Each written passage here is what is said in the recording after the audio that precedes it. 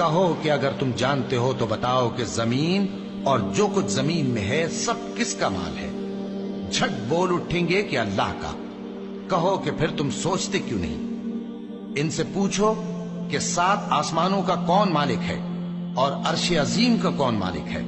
بے ساختہ کہہ دیں گے کہ یہ چیزیں اللہ ہی کی ہیں۔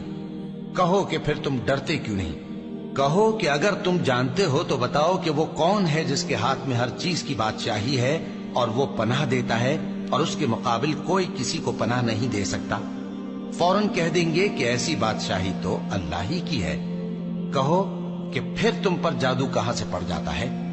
بات یہ ہے کہ ہم نے ان کے پاس حق پہنچا دیا ہے اور یہ جو بت پرستی کیے جاتے ہیں بے شک جھوٹے ہیں۔ اللہ نے نہ تو کسی کو اپنا بیٹا بنایا ہے اور نہ اس کے ساتھ کوئی اور معبود ہے،